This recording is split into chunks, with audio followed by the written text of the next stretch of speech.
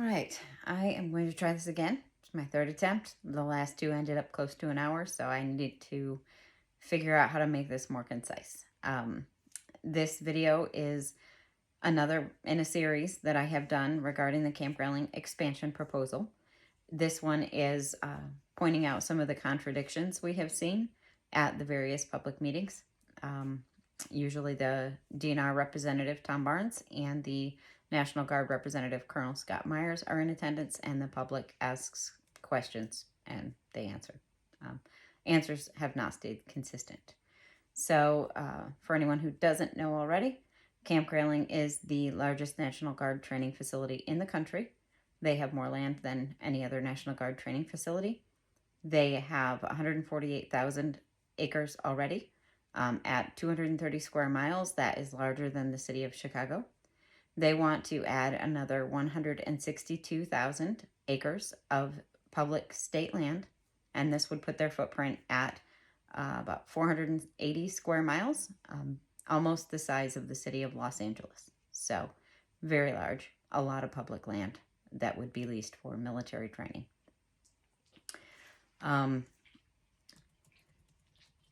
The first area we see a lot of contradiction in these meetings is why do they need this much land when no other military training facility does, especially bases that are not active duty bases, that are just training facilities.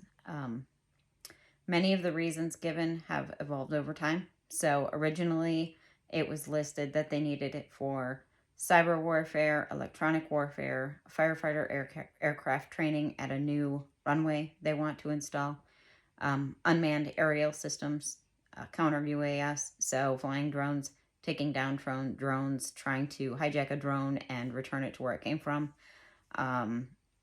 additional ground maneuvers, so soldiers on foot and in wheeled vehicles, and military-style camping. I don't pronounce the word right, so we're calling it military-style camping. It was also brought to the attention of the public once this public input period began that the National Guard has been subleasing this land that they already have to private entities to test their new products. So it isn't just the military using it for training. It isn't just them allowing organizations like the police to come in and do training. They are also leasing it to private entities. So that is something that's been brought up a lot. It's concerning.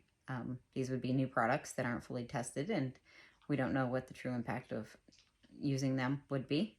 So it has people concerned, reasonably so. So, to put it plainly, Colonel Myers has been inconsistent at best. Unfortunately, so have the DNR. We ask questions, answers change. So, at these public meetings, when asked about the usage, Colonel Myers' response has evolved from flying drones, taking down drones, using electromagnetic warfare, to most recent meetings where when asked if they would be flying drones, he said no, he didn't see them doing that, or if they were a small amount and not for long. He also said that they couldn't in these new areas because it's not in their restricted airspace, although at every other meeting prior to this, drones were listed, and it is on the DNR website that drones would be used. So that was a very obvious departure from previous descriptions of usage. So that one was very noticeable. Another area where we've seen departure in these meetings is subleasing these new expansion areas to private entities. Colonel Myers won't say no, that they won't sublease them. He kind of skirts the question by saying there's no interest. These entities aren't interested in subleasing property that's just in the middle of the woods.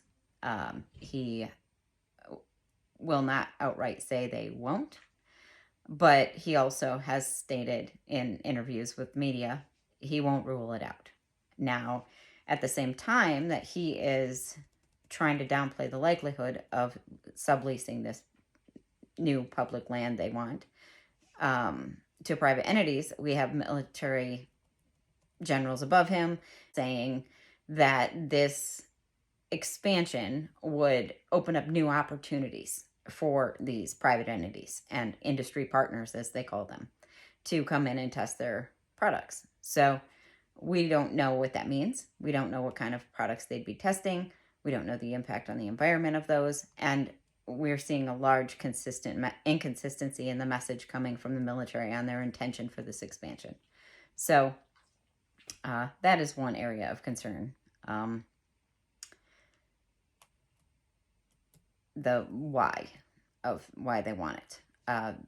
Colonel Myers has very frequently repeated that they need to get out to distances. So they need to have soldiers to go 30 kilometers out, I think is the number he used at the last meeting I heard him mention it at. And if you look at their current land footprint, they have 30 kilometers there. So his reasoning isn't logical. It doesn't follow common sense. It seems like they're not being truly forthcoming on what will be done on these lands. So one area that has also been consistent is the frequency of usage on these lands and why they can't use special land use permits. So when the public wants to use a section of land for something specific or an event, they have to get a special land use permit. And that is for a specific period of time. It says what they're going to do, where they're going to do it, how long they're going to do it for. At the meetings, Colonel Myers has specified as little as 4 weeks a year this land would be used. So 162,000 acres, they would be using small parts of it at a time and only for about 4 weeks a year. And when asked why they couldn't use special land use permits, he says the military won't let them train on land they don't have full control over. So either an ownership or a lease.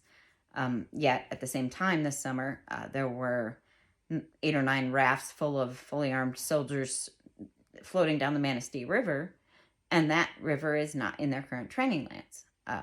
At the most recent township meeting we all attended, they said they didn't break any laws. There was nothing wrong with what they did. The only thing I have heard Colonel Myers say is it was unfortunate timing for him. When interviewed by local news media, he said it was bad timing for him because here he was making this big ask, promising 1,500-foot buffer zones around rivers and lakes.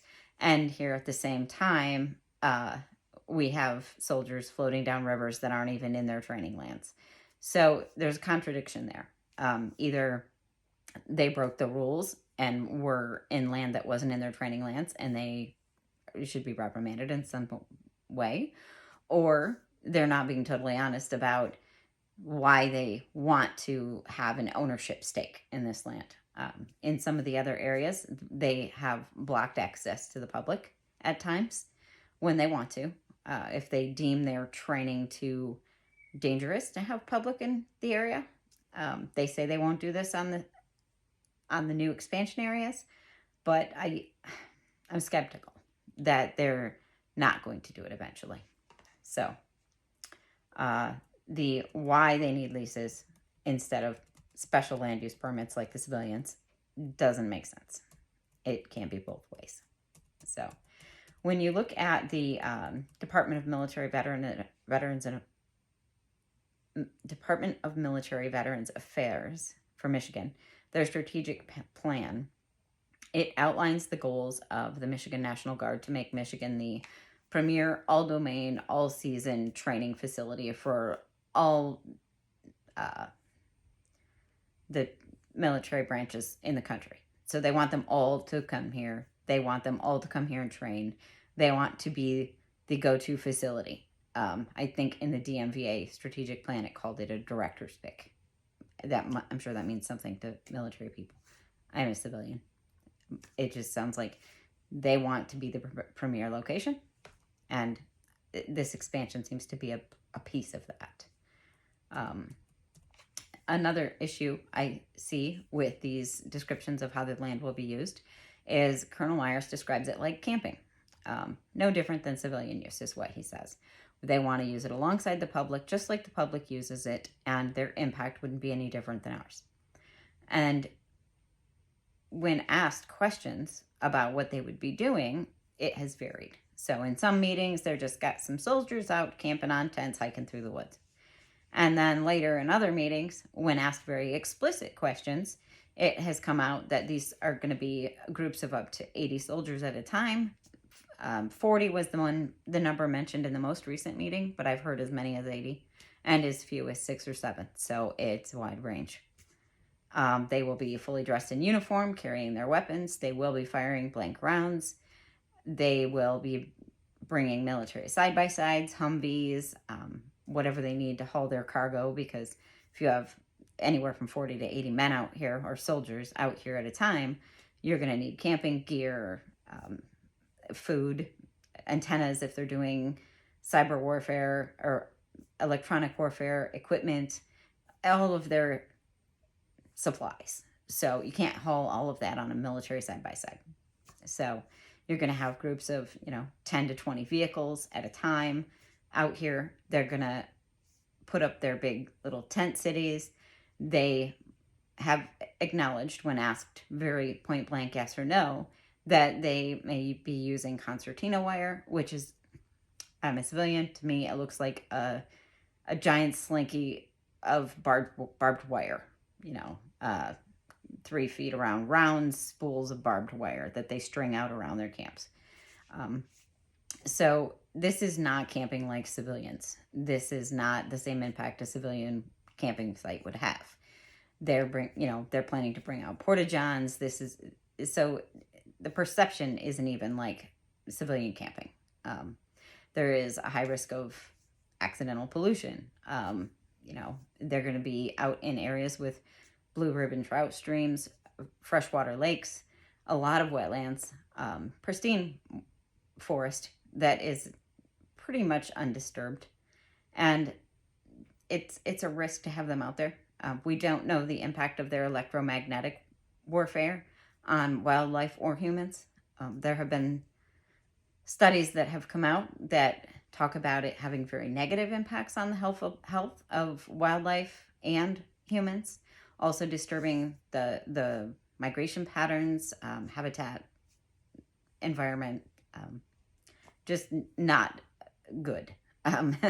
Having all of these frequencies, the microwave frequencies, radio frequencies, it's just so new that there isn't a good picture of what it's going to have or what impact it's going to have long term.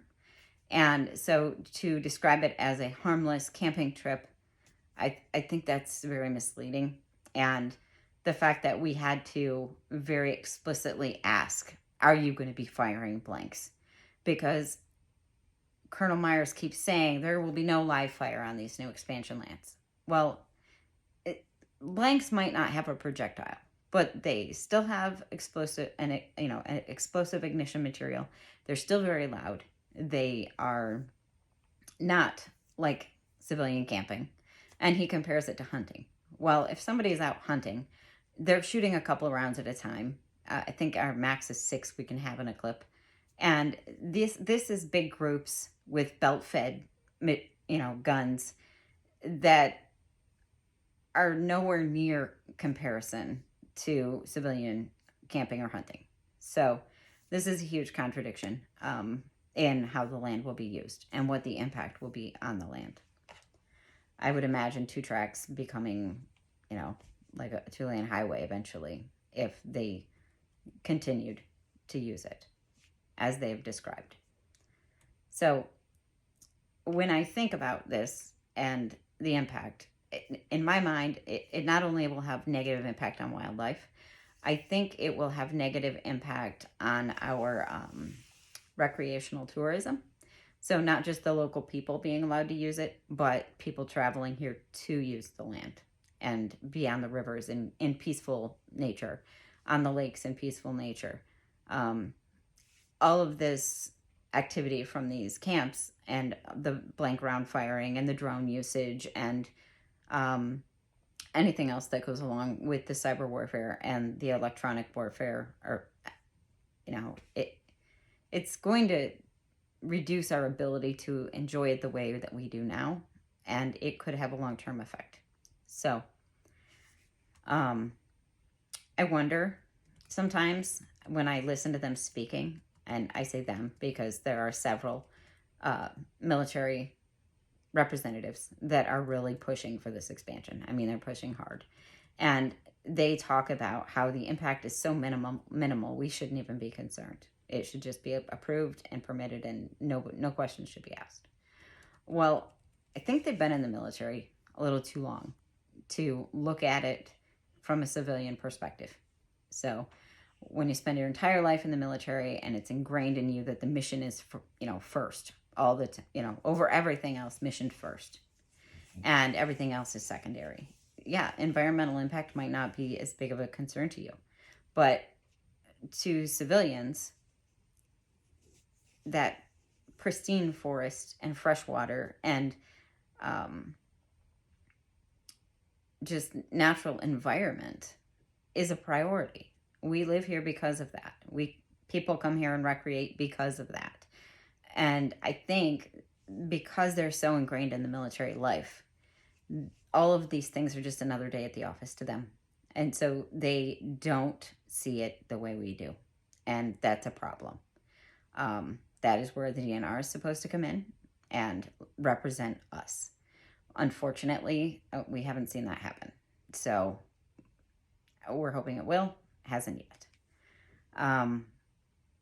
I was looking at this kind of from a perspective of someone who didn't live here and isn't already familiar with the military training that goes on here. So for me, I've been here my whole life. The bombs, my windows shaking, the helicopters coming over so low that the downdraft knocks over your tall plants in your yard. That is normal for me because I live here and I'm used to it. But for some family from downstate comes up here to get away from the noise and the bustle of the city, all the pollution, they would look at these maps and see, this is public state land. It's near Heartwood Pines State Park. Let's go explore. There are endangered species out there. There are pristine rivers and lakes, and if they go out there to recreate and accidentally come across one of these soldier camps, imagine how that would have an impact on you. You come up here, you're peacefully going through the forest, even if you have a side-by-side, one is nothing compared to 10 or 20, and you accidentally come across 40 to 80 soldiers shooting their machine guns. What would your reaction be? I mean, if I didn't know what they were doing, it would be fear. I would not come back here to this location. It would have permanently caused bad memories. It's even intimidating a little bit for me sometimes when I come across them in the woods. So on the existing public land that they lease, they can close down the roads. And sometimes, they'll close down one end, but they don't always remember to close down the other end. And you can come across their maneuvers accidentally, and it's not friendly. It is intimidating. And I would hate to see this cause our citizens of our state to not be able to use these lands, because the peaceful recreation of a civilian and the military training exercise of a soldier just don't coincide. They don't, regardless of what the military representatives think. Again, that's my opinion, but there are over 5,000 of us in a Facebook group called Camp Grayling Expansion who feel the same way. And there are numerous conservation groups, fishing groups, hunting and wildlife groups that have come out with formal opposition to this expansion.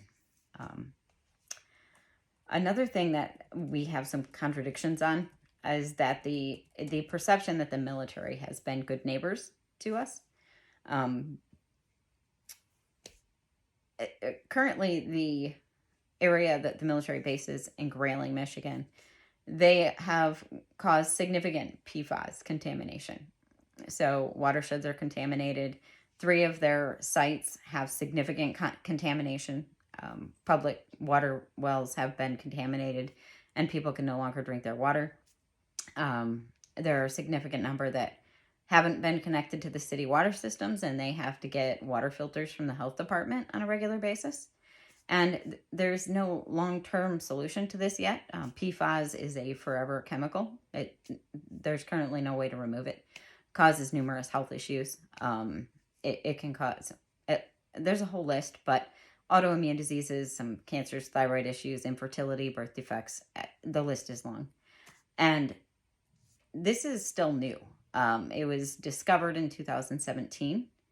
It probably occurred over several decades, and mainly from firefighting foam. The military will say, well, we didn't know. Well, no, they didn't know, but they're not actively doing things to try to remediate it either. In my opinion, every citizen who has a contaminated water well should have a long-term solution, whether it's getting connected to the city water system or something else. The National Guard should be providing them with a solution, a whole house long-term solution, if they wanted to be good neighbors.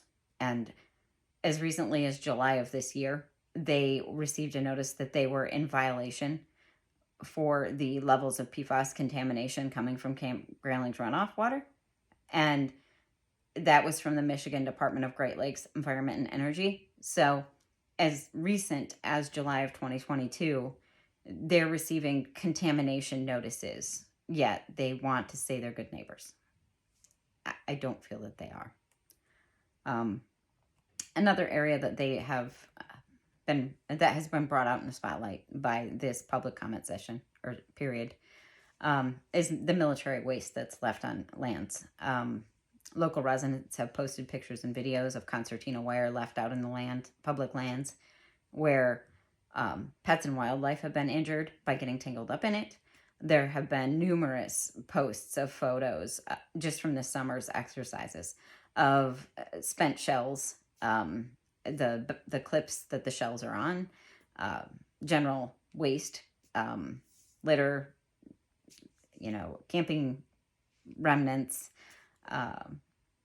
There were belts of live dummy rounds found. One instance, someone found military machete. And all of this was on public state land and found by the public. Now, I can't imagine how much was out there that wasn't found. Colonel Myers will say that they have cleanup crews that go out and clean up all of this after the training exercises conclude. But with 140,000 acres, or 148,000 acres, and wanting to add another 162,000, I don't see how you can send someone out after the exercises to clean up every single piece of brass, everything a soldier dropped. And this contamination makes them good neighbors, or not good neighbors. So it's pollution, contamination, multiple things. And I don't like hearing that they've been good neighbors, because they have been very bad for the environment, bad for the citizens, bad for our roads. They cause a lot of damage to our paved roads, and they don't do anything to help repair them. There is one local private road that gets a lot of notoriety. It is Jones Lake Road. They use it a lot. They're not supposed to. It is posted that military vehicles are prohibited, yet military vehicles continue to use it. Colonel Myers has said if citizens can get photos of these vehicles with identifying markers, their numbers that are on them, then he can reprimand them. But it's not going to do a lot of good when most of these soldiers aren't from our area. They're not going to be back here for, if ever, they might not be back for a year, if they ever come back. So it's not helping. And these local residents had to have a special tax assessment to fix their road. So this is brand new road they're paying for in their taxes, and the military is continuing to use it, even though it's very well posted that they shouldn't. Photos on social media of the military vehicles parked right next to the sign that says military vehicles prohibited. They just don't care. They're not being good neighbors. Another inconsistency that we've seen a lot is inconsistency among the local politicians and boards. Most of the surrounding counties and townships and environmental groups have come out with the public opposition resolutions. So whether it's an opposition statement that's been published and sent to the DNR director, or local township boards putting up, approving and adopting resolutions in opposition to this expansion. There are only a couple that haven't, and they're very notable. The city of Grayling is one of them. Another is the township of Frederick has not voted on an opposition resolution. And I think this is money, honestly. This is a contradiction, I think, in priority. So I think they're making the priority any money that might come from Camp Grayling, and maybe projects they have underway or projects they would like to see completed that they need assistance from Camp Grayling for, or money from Camp Grayling for. So even though their constituents are very vocal about opposing this expansion, they are reluctant to vote against it for fear of repercussions from Camp Grayling. So they don't want to lose the funding, whether it's fire department funding, or I know Grayling is trying to get approval for a military cemetery in Grayling in Crawford County. And I think at one of the local commissioner meetings, one of the commissioners actually sounded like they should be a PR representative for the Camp Grayling group. And I think part of that is they want Camp Grayling to contribute more to the community, and they're afraid that if they vote against them, they won't. That's just the perception. I'm not the only one with that perception. If they were good neighbors, then we wouldn't be afraid of telling them the truth about what we feel. And our local politicians wouldn't be concerned with the perception of their opposition. They would be willing to protect the local resources, protect the environment, protect public access to these lands. And instead, it's almost like they're deciding on fear, or they're deciding not to decide. So they're just not voting on it. They don't bring it up, a motion for a vote, because they don't want to have to publicly decide one way or the other. So that's an inconsistency. I consider that another contradiction. So everything around us, and even my township, voted against this, but we don't gain anything from this. We don't get any money from Camp Grayling. We don't get funding. We don't really benefit at all. And the only ones that don't want to vote against it are the ones that do. And so I think that should be pointed out. Another big area of contradiction is enforcement and accountability. And there's this perception that the short-term leases that they have, that the National Guard has with the DNR, are enforced and can be canceled. To date, no lease between the military, the National Guard, and the DNR has been canceled or terminated. So they have a long-term lease that's 100 years that I've been told will never be modified. It will just continue perpetual forever. And they have full control of these lands. DNR can help manage them, but the military mission is first priority. So they can fence them off from the public access. They can set up firing bombing ranges where they drop bombs. They can permanently damage the land because the military mission comes first.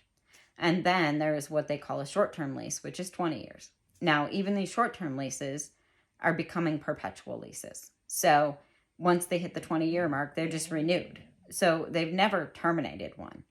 And when it comes to enforcement, the DNR is supposed to be the entity responsible for enforcing lease terms for these. Now, both the DNR director who controls these leases and the military general that manages the National Guard in Michigan, or is responsible for these leases as on their side, they're both appointed by the governor. So it's not likely that if the military violates their lease, that the DNR director is going to terminate it, because he'd be going against his own boss. And from what I've read, the DNR director position is about $170,000 job. So that would be a lot of money to put at risk for your morals. And we can hope that the person appointed is strong enough to do that, but we don't know. I just think everyone needs to be aware that the one individual in the state who gets to decide on the terms and future of these leases is appointed by the same governor that is working with politicians and military generals to push this agenda for the National All-Domain Warfighting Center. And it's pushing Michigan more towards a militarization footprint. So it's combining all the bases that are in Michigan to create this all-season, all-domain land, water, air, and space training facility for all the different branches of the military to come here and train. And I just don't see it fully being enforced by the DNR director when it is being fully supported by his boss, who appointed him and can terminate him and replace him at any time. Now, during public comment sessions, the DNR has acknowledged that there have been lease violations. They were just things like putting in a road where it didn't belong, damaging new plantings of young trees, maybe cutting some trees down they shouldn't have. And when this has occurred, the forestry unit manager in Grayling goes and has a chat with the camp commander, and they have to go and close off the new road they put in, or maybe plant some more trees, or whatever they have to do to remediate it. But I was wondering, out of curiosity, how many of these violations there have been over the years. So I submitted a FOIA request to the DNR, and the DNR did not deny my FOIA request. They responded to it that such records don't exist. So the DNR is not recording the lease violations. So even when they do violate the lease, and it has been acknowledged publicly that they have violated their lease terms, these aren't being documented anywhere. So I don't know how that can be considered accountability and enforcement when it's not even documented. If a civilian went out on state land and cut down a bunch of trees or put in a new road or something like this, they would face a citation, jail time, fines. There would be some reprimand formally. It wouldn't just be, oh, don't do that again. Can you do this to fix it?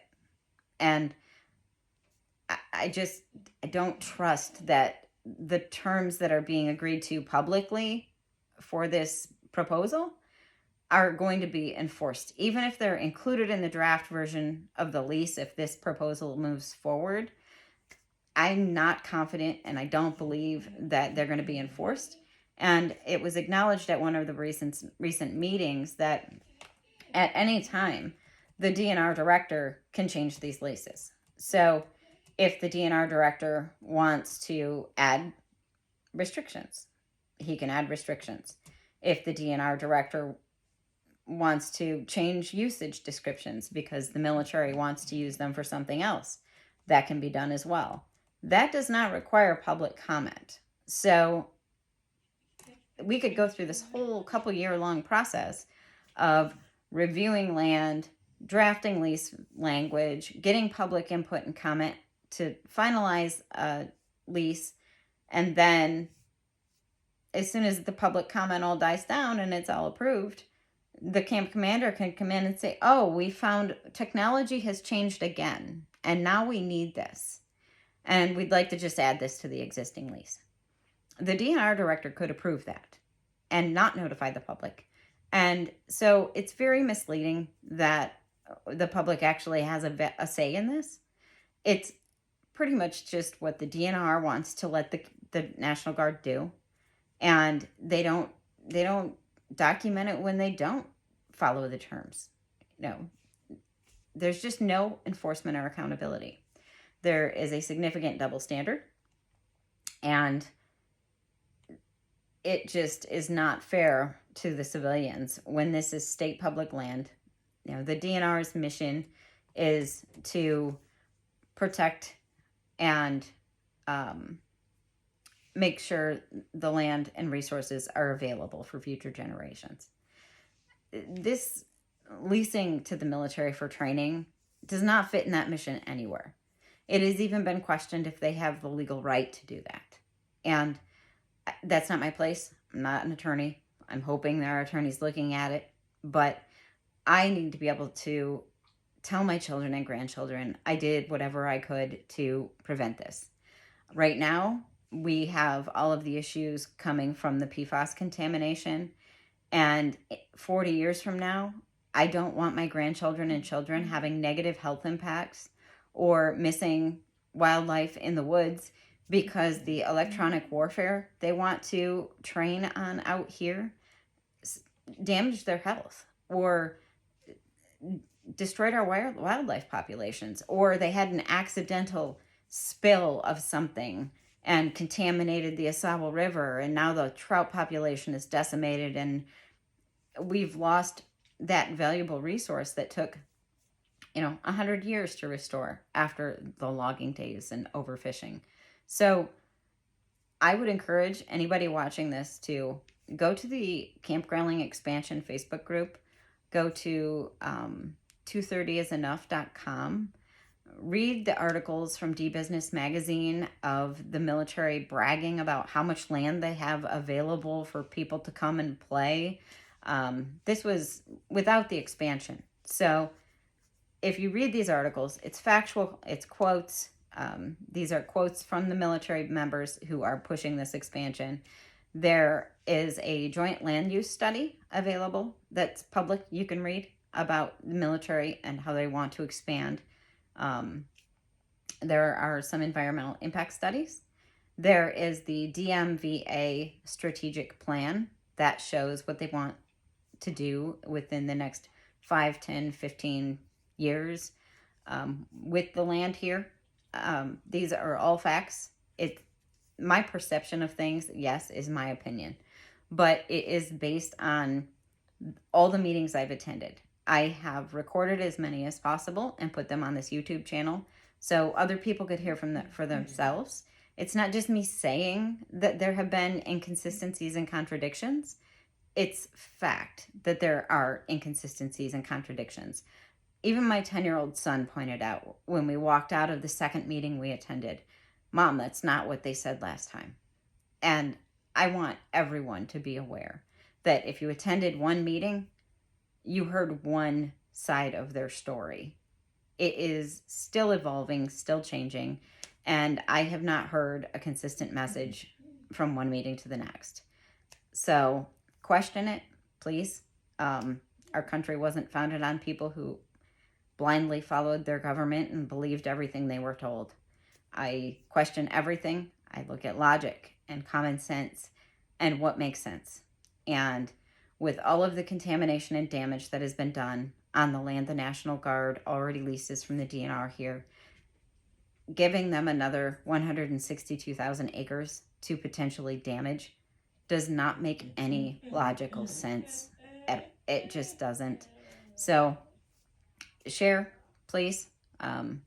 Encourage people to educate themselves. Write emails. There are many ways that you can contact DNR Director Eichinger to share with him your opinion of this expansion proposal.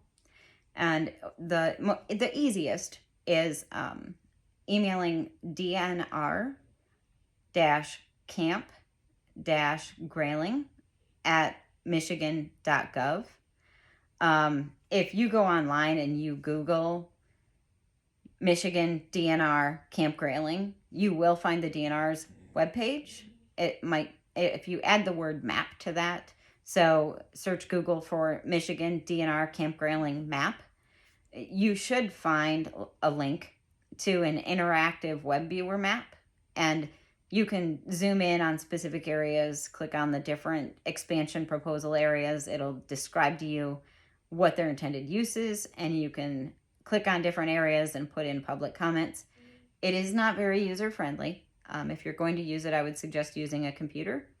If you can't, an email is just as effective. It will go on public record. If you don't want to send an email, make a phone call. As much public comment as possible, because a decision will be made soon on whether or not this will move forward to the next step, which once it moves on to that step, we start wasting significant DNR resources on the vetting of this proposal. And I don't even think we should get to that point. Our DNR is not paid for to evaluate military training requests when the military themselves haven't even done a study to see how they can use their existing land to perform this training. You know, I did ask this question point blank, yes or no, and Camp Commander Myers, Colonel Myers, replied that they don't do studies like that. So when they want to design their training exercises, they look at how much space do they need for what they want to do.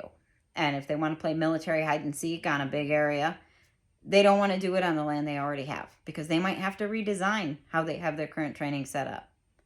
They want other land, you know, our state public land to do this on. So if they haven't done a study on it themselves, I don't see why the taxpayers should be paying the DNR to spend one more minute on evaluating this proposal. This video has gone way too long as it is, so I'm going to end it there. Please email, call, share with people, anything you can to spread awareness. Thank you.